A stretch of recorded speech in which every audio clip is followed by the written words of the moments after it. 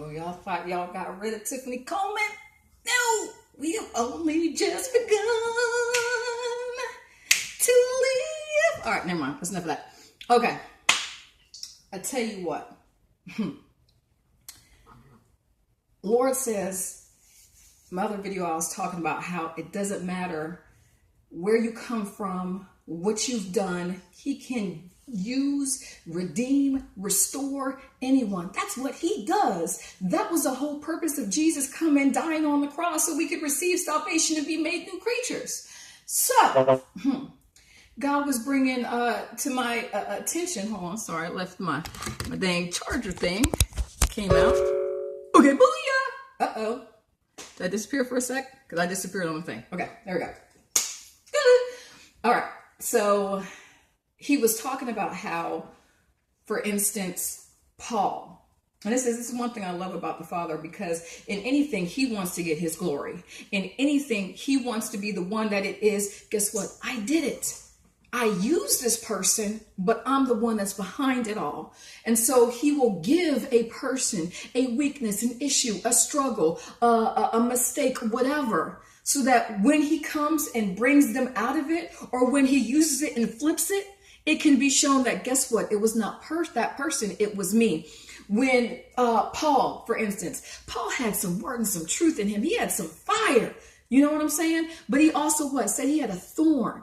He had something that just, Lord, can you take it away? He asked 3 times, can you take it away? Father said, no, my grace is sufficient. And that's where Paul had an understanding. He was like, it is in my weakness that I am actually made strong. Because guess what? He realizes that he can't do anything apart from God. That everything he does, everything he accomplishes, everything that flows forth through him, it's the Father. It's the Father's Spirit that's in him that does it. And not only that, but just to keep Paul from getting a big head, he gave the thorn. But also, when we see people on TV and they're charismatic and they're great or whatever, we have to understand and know that they're being used and they're that charismatic because guess what? God is in them. That's their personality, but it's God that's in them, and it's his light and his truth that's shining forth. Case in point, I tell you what, I got some favorite pastors out there. Stephen Furtick, love you, man. I want to meet you. And Holly too. Hey, what's up? John Gray, your wife. Oh, y'all rock. Let me tell y'all something. Y'all keep me laughing. Y'all keep it real. You know what I'm saying? Y'all got some truth, but it's the personality that you bring to it that just makes that truth just kind of bite you, right? Joyce Meyer. I love me some. Let me tell you something, Joyce. You used to, I'm sorry, miss, because I feel I can't play with, anyway, ma'am, sorry. But you used to convict the heck out of me because guess what? You told it like it is. You remind me of my grandma. She didn't beat around the bush. She told you how it was. And then you'd be like, oh, okay, sorry. You know what I'm saying? I love that about you. But see, the thing of it is, a person who is immature or a person who is weak, they're not going to be able to take that. A person who is seeking to get better, the person who's seeking to be stronger, they're going to take it and say, give me some more. It might sting a little bit. You know what I'm saying? But it's good. It's nourishing. It makes you grow. You know what I'm saying? So, I tell you what. Like I said, I got a whole bunch. You got Joseph Prince, Robert Morris, but this one person in particular, I used to couldn't stand you. I love you now. I watch you all the time. I couldn't stand you because you were so happy. I was like, what you happy for? Ain't nothing worse to a person who's miserable and just in their mess than to see someone who's always smiling and joyful and just whatever. I'm like, and we already know from that description, if you don't know, you must not watch TV and none of the TBN and all this other stuff, Daystar, because we all know we're talking about Joel Osteen. My goodness, Mr. Smiles. I used to be like, I'd turn the channel and before you could even speak, you would just have this big grin on your face. And I'm just like, click, but I love you now. I see why you're so happy. I see why you're so joyful because the fact that God is in you and using you and you're able to help people and deliver people, that is amazing. What is not to be joyful about right now? Chills. If I had a better camera, whatever, I guess you could see the detail, but whatever, don't matter. So, but with that being said, you have the preacher And guess what? I know y'all human too. I know y'all all got y'all struggles. But the point of it is that because of those struggles, because of those issues, you're able to relate to the people who need to be saved. And that's amazing. And that's wonderful. And that's why he don't want to use the people who say, I did this, I did that. No, you didn't do squat. It was God that let you live and breathe, woke you up this morning, that helped you to do that. It was God who gave you the talent to write or do music or to sing or whatever. It ain't you, boo. It's God. So he gave Paul the thorn, right? He can use anything and redeem anything. Take David, for example. Love my man David, right? But do you ever wonder why it was after he was king, when he pretty much has everything he could ever want, and now he's seeking something that he ain't supposed to have, and he sins, and to cover up that sin, he did murder, okay? And so, but with that being said, the first son died, okay? But like again, God can restore and redeem, because when they had Solomon, the wisest man on earth, the one that's going to carry on, perpetuate. He can take anything, even when you mess up, even after you become a believer and you do a struggle, you do a mess up, because, hey, ain't nobody perfect but Jesus. But it's what we strive to. We strive to imitate him. We strive to become like him. And we're going to do it every day of our lives. And guess what? Sometimes you trip and you stumble. But guess what? God's right there to pick your behind back up. So you got David. Guess what? Redeemed, restored. Solomon. You got Abraham. Guess what? God said, I'm going to give you a child. What? Ha, ha, ha. Okay. But they got impatient because it's something that they just really, really, really wanted. And God said, it's ours. So what did they do? Sarah told Abraham to sleep with Hagar. Hagar gets pregnant. Okay. But guess what? Caused too much issues. Their fault, their issue, because they wanted to do it in their own strength and their own time and their own way and not wait on God. So he had to go. But in doing so, though, when he sent Ishmael away, his descendants were the same ones that took Joseph into Egypt. And if Joseph hadn't gotten into Egypt, guess what? Egypt wouldn't have been saved during the famine. So there are times, yes, when we mess up. There are times, yes, whether it be by our own fault or somebody else doing something to us and it's a negative thing. Guess what? Anything God can get his glory from. Anything. Let me tell you something. I don't know if you can see. Can you see him? No, you probably can't. I got my baby boy, my youngest. You can see the little high chair, whatever. I got my baby boy Joshua behind me. Hey, sweetie. Yeah, I hear you, baby. Let me see if I can. There we go. That thing, whatever. Anyway, so here, just a little quick peek. Hi, Joshua. But I got my baby boy behind me. Okay, like I said, one is 7. The youngest is 7 children I have. 6 sons, one girl. But the point of it is I want them to, when it's time for me to go on to meet my Lord, I want them to say, I had a strong mama. Matter of fact, even before then. Because see, beforehand, because I was broken, I was just a mess. I was just a mess.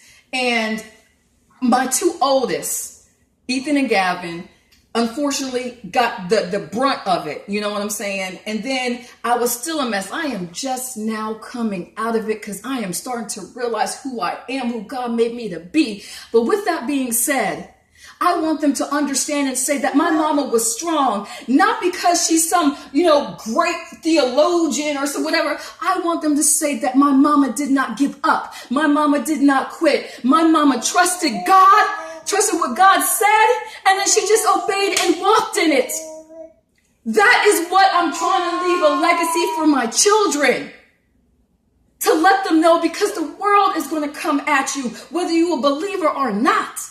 But I tell you what, the biggest thing though, those who are not a believer, guess what? You're going to hell. Those who are a believer, you're going to heaven. Yes, but it don't matter who you are, you're going to go through struggles. I'd rather be a believer going through struggles and then ended up in paradise. Hello, common sense. I ain't going to try and go be a non-believer, go through troubles, and then end up burning in a lake of fire for all eternity, being tortured. No, thank you. But that's what I'm talking about right here. It is up for us to leave a legacy. It is up to us to actually care enough about another person. Guess what? A perfect stranger. I'm talking to somebody. Somebody is seeing this right now. I don't even know your name. I don't know if you male or female. I don't know if you 10 years old. I don't know if you 70. But something I'm saying that's coming out of my mouth is hitting home. And guess what? That means I was assigned to you. That means that whoever I'm talking to right now, and again, got chills all up and down my dang back and neck right now. That means that whoever's getting this, whoever's listening, is the one that I was assigned to reach and touch. It ain't for everybody. To those who have eyes to see and ears to hear, because guess what? A whole bunch of people Jesus talked to, and a whole bunch of people didn't receive him either. Those are the same ones that booed, jeered, killed him. But guess what? God gets his glory though. God gets his glory. So I just want to encourage anyone who's out there. It doesn't matter even if right now you're going through your struggle. Matter of fact, you should be just getting up and cheering and jumping up and down for joy right now. Because if you're hearing me, if you're getting me, if you're feeling something in you stir, guess what? This is God talking to you saying, I'm coming to pull you out the fire. Seek me, get into your Bible, go turn on the television, get on the internet. Any of these preachers I named, Stephen Furtick, John Gray, Joyce Meyer, Joel Osteen, Robert Morris, Jimmy and Karen Evans, Joseph Prince, any of the ones I've named, even those that I mean, I'm sure there's plenty more out there, but I tell you what, every last one of these people during this last year, and I tell you what, this last year has been utter hell for me.